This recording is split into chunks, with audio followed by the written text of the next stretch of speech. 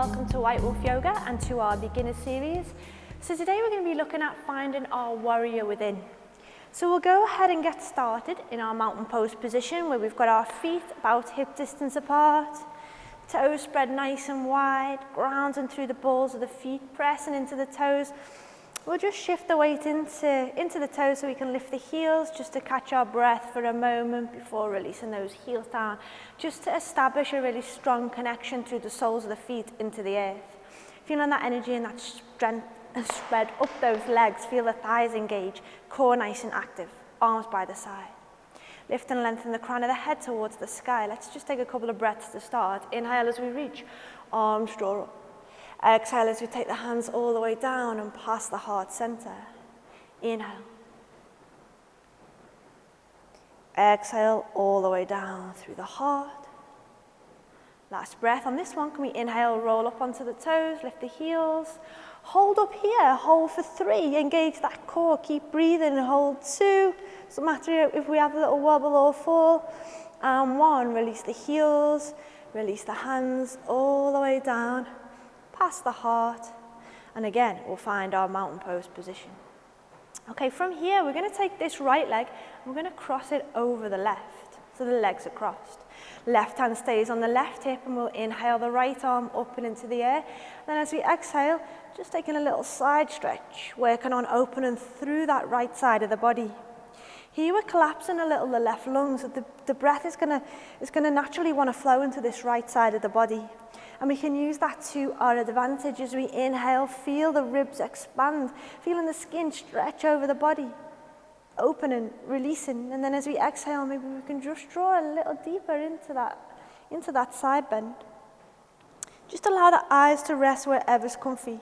For me personally, I never feel good looking up towards that top hand. I feel a little bit strained in the neck, so I prefer to gaze to floor. Just doing always whatever feels right for you. Okay, let's come out. So we'll lift up that right arm, send the right hand back onto the right hip, uncross the feet. So we've got that right foot going back and then the left foot going over and across. It's a little trickier to balance with those feet crossed, so staying nice and focused, using that core to help keep us rooted into position. This time right hand stays on the right hip and we'll inhale the left arm up, open along the left side of the body, and then as we exhale, side stretch towards the right. Working with the breath. Inhale, left ribs expand. And exhale, stretch can deepen.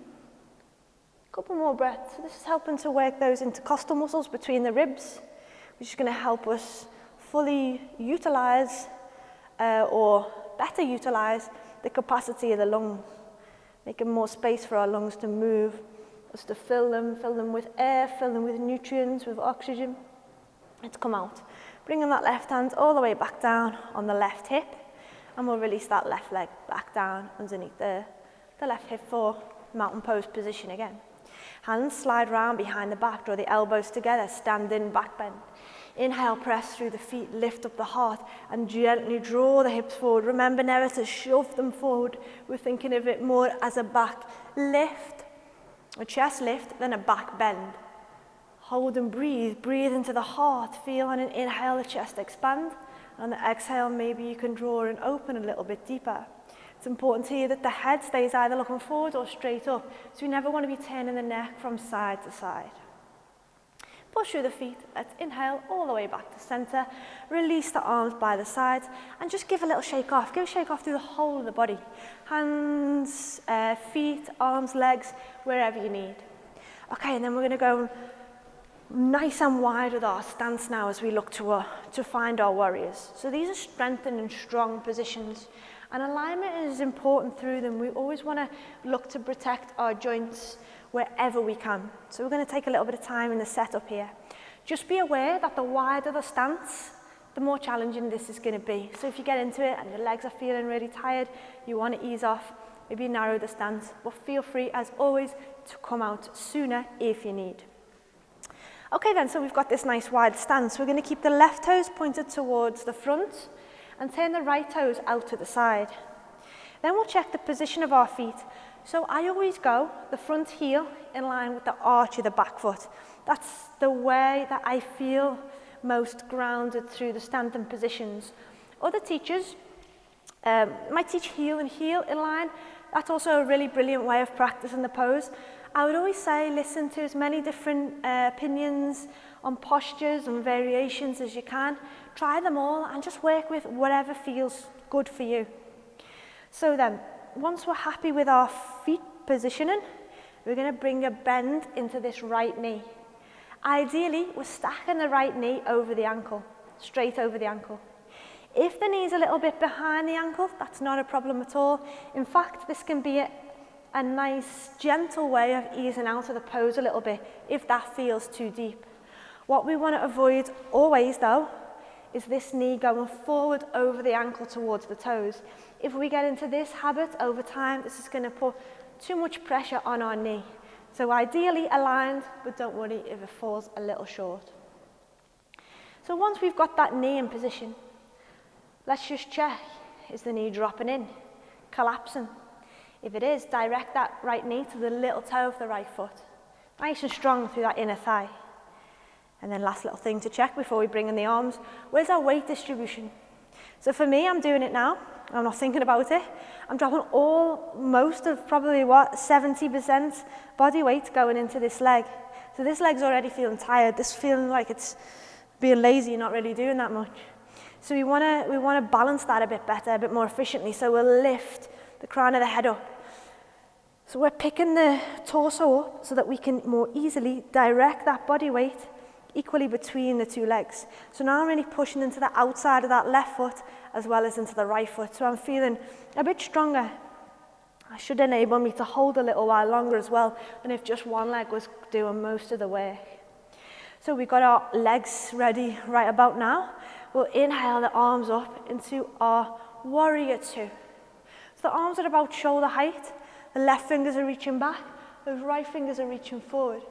Let's check for any tension in the neck and in the shoulders. We'll inhale, draw the shoulders up as we turn the palms to the sky, and then exhale, palms down, shoulders relax. If you can, look forward over the right fingers. Spread the right fingers wide. Spread the left fingers wide. Right fingers reaching forward, left fingers reaching back. That constant elongation through the body. Keep breathing as you hold, keep sending that energy through the body. Okay, can we stay deep in that front knee and turn the right palm up without moving the right knee? Drop the left hand down and inhale the right arm up for our reverse warrior. So we're gazing up towards the hand if we can. If balance is off, you can look down to the ground. That's absolutely fine. You're picking that right arm up and away from the body. Feeling it in the legs. Keep breathing, keep grounding. And then we'll inhale. Nice and slowly prepare to come out. Arms back to warrior two. And exhale, hands onto the hips, straightening the right leg. Right toes turn forward. We'll move the other way. Left toes turn out to the side. So then heel and heel or heel and arch, wherever you're feeling best there. Then we're going to find our foundation through the legs. So we're bending this left knee. Knee, if we can, stacked over the ankle. Directed to the little toe to feel that inner thigh activate. Where's our weight distribution? Maybe we need to pick out a little from the hips and press them into the outside of the right foot. Spine nice and tall, crown of the head lifting upwards. Inhale, arms into our warrior two. Left fingers reach forward, right fingers reach back. Again, let's release those shoulders. We'll inhale, palms up. And exhale, palms down. Gazes over the left hand. Root through the feet. Spine lifts nice and tall. Left palm will turn up to the ceiling. And then staying deep in the knee. So without picking that left knee up, reach the left arm into the air and the right hand slides down the right leg for our reverse warrior. Gazing up towards that top hand if you can. So a strong position, building strength not only through muscle but also through bone. Strength and stamina, keep that energy, that oxygen moving through the body with those slow, deep breaths. Okay, let's come out. Inhale, warrior two. Exhale, relax. Straighten that right leg, hands onto the hips, turn both feet forward. Interjecting here with a little fold. For this, the wider the feet, the easier it'll be on the hamstrings. So if you've got tight hamstrings, go wide. If you're quite open, bring the feet in a little. Then we're going to angle the feet so that the toes are pointing in and the heels out, a little bit like a pigeon toe. Hands come onto the hips, but then we want to find that opening through the chest as we roll the elbows behind the back. Push down through the feet. Let's inhale, barrel the chest and gaze up. And then as we exhale, we'll press the hips back. Lead with the head. Now keep looking forward for as long as you can, and you'll get to a point that feels deep enough. And when you feel that, drop the head down.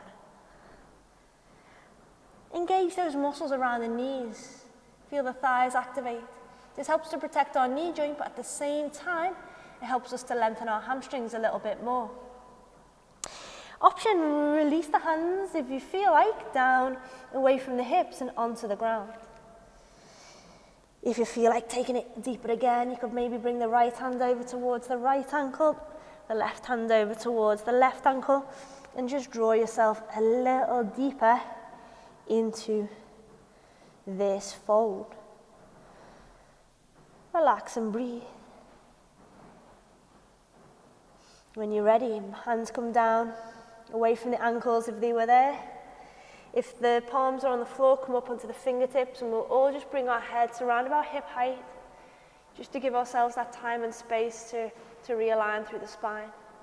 And then we'll press through the soles of the feet and inhale, peel nice and slowly all the way back up, giving the heart a little lift.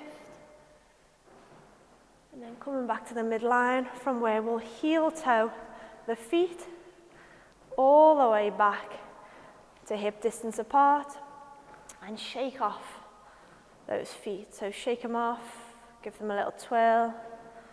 We'll do both sides. It can be quite taxing on the ankles, on the feet.